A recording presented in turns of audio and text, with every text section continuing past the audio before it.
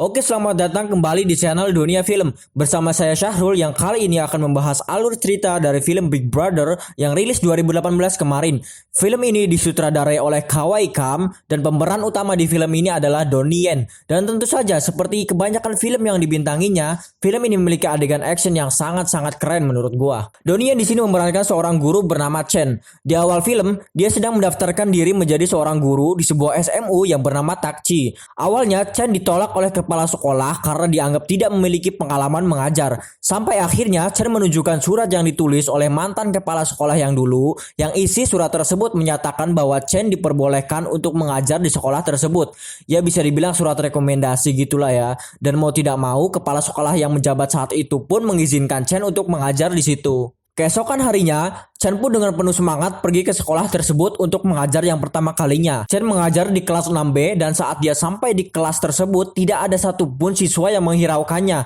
Mereka sibuk dengan kegiatannya masing-masing. Ada yang dandan, main ukulele, main game, makan, bahkan sampai yang masaknya pun ada. Saat guru Chen memperkenalkan diri pun justru malah diketawai. Kalau gue jadi guru Chen mungkin gue pasti gak bakal mau ngajar di situ berapapun lu bayar gue gitu kan. Dan bukannya meminta maaf, justru beberapa murid di kelas tersebut memikirkan cara bagaimana untuk menyingkirkan guru baru tersebut.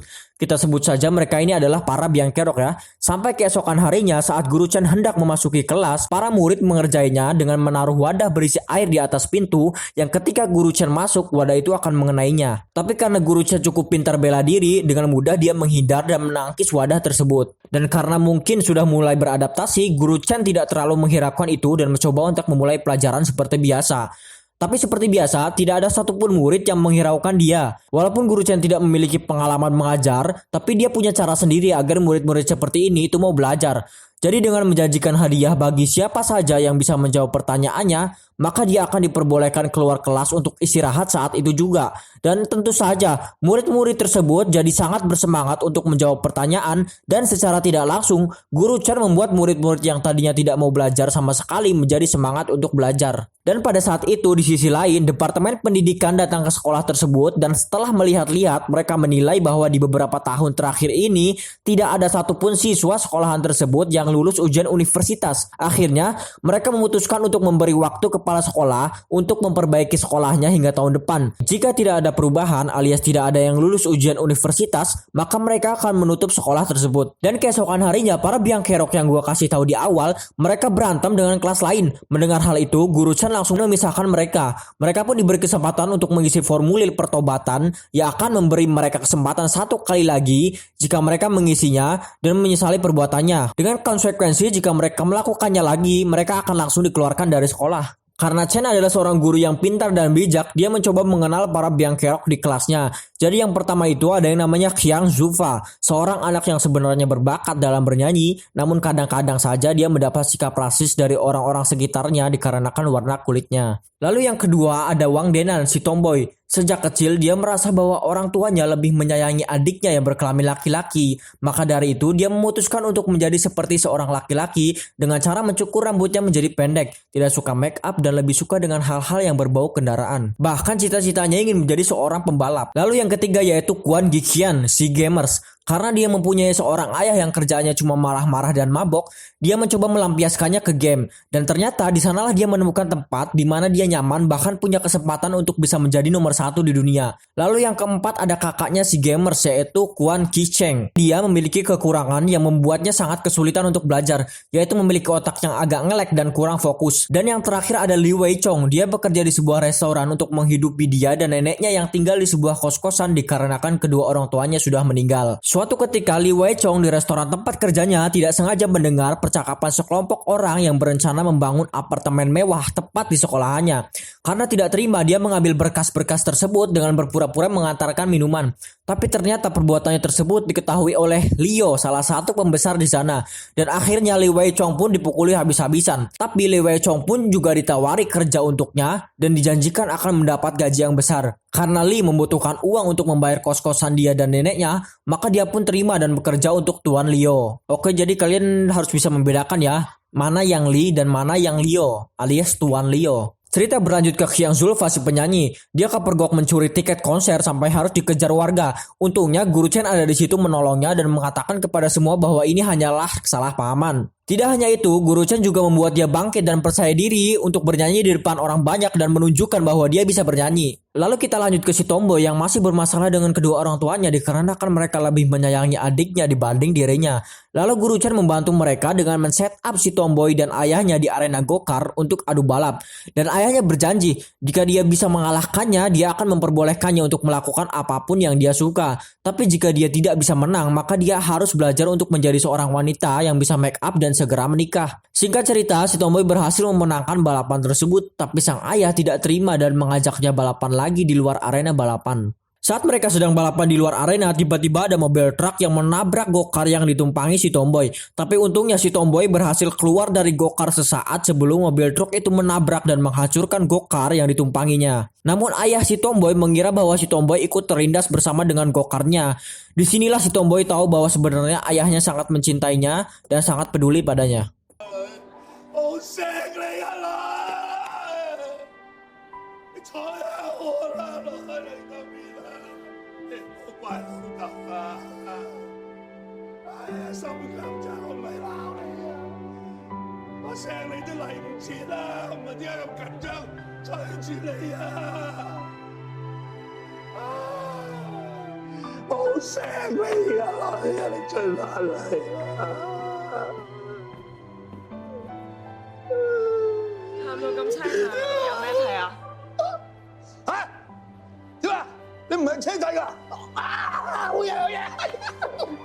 Setelah kejadian itu, hubungan mereka pun menjadi lebih baik lagi-lagi berkat bantuan Guru Chen. Sekarang kita dibawa ke masalah si kakak beradik, si gamers dan single leg ya. Kita sebut saja begitu. Mereka dan beberapa teman yang lainnya oleh Guru Chen disuruh ke tempat rehabilitasi yang di sana ada seorang ayah yang sudah berhenti dari kebiasaan mabuknya. Dan ternyata orang tersebut adalah ayah dari si gamers dan si gelek itu sendiri. Di sana si ayah bercerita kenapa dia menjadi pemabuk sampai akhirnya memutuskan untuk berhenti. Dan dia juga berkata bahwa dia sebenarnya sangat takut kehilangan dua orang putra yang sangat dicintainya tersebut, yang membuat si gamers dan si ngelek pun menangis jadi-jadinya.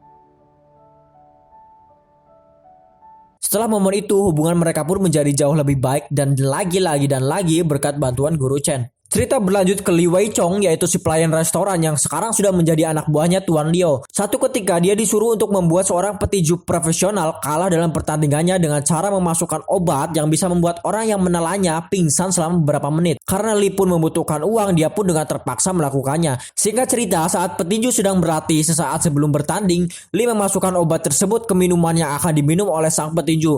Tapi sayang sekali karena perbuatannya tersebut diketahui oleh salah satu bodyguard sang petinju. Li pun dimasukkan lemari lalu menguncinya di dalam sebagai hukuman. Dan karena Guru Chen pun cukup pintar sehingga dia bisa mengetahui keberadaan Li. Dan dengan terpaksa dia harus baku hantam dengan sang petinju dan anak-anak buahnya untuk menyelamatkan Li.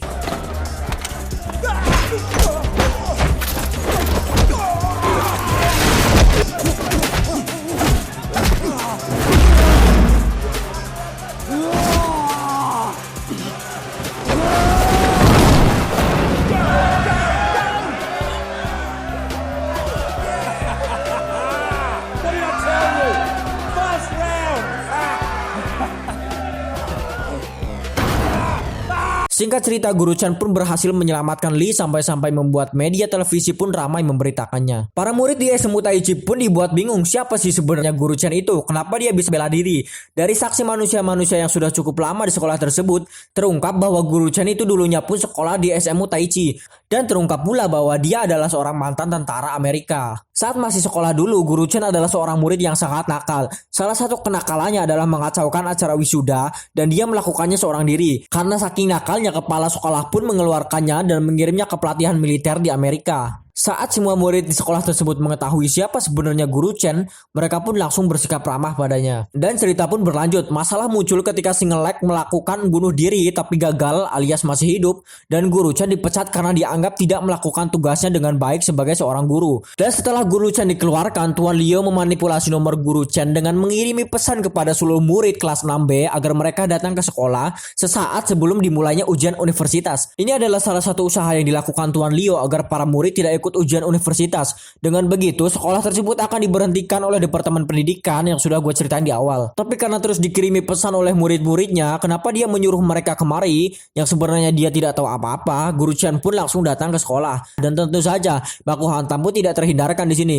Tapi ada yang menarik di sini. Ternyata Tuan Liu yang sepanjang film menjadi seorang antagonis, dia adalah seorang anak yang dilempari balon air oleh Guru Chen kecil saat acara wisuda dulu, dan bahkan sempat melukai tangannya saat baku hantam. Film pun selesai di mana ending film ini Guru Chen menusukkan pisau pada dirinya sendiri di depan Tuan Liu sebagai ganti bahwa dia pernah melukai tangannya tanpa alasan dulu. Dan murid-murid pun lulus ujian universitas yang membuat SMU Taichi tidak jadi di banned.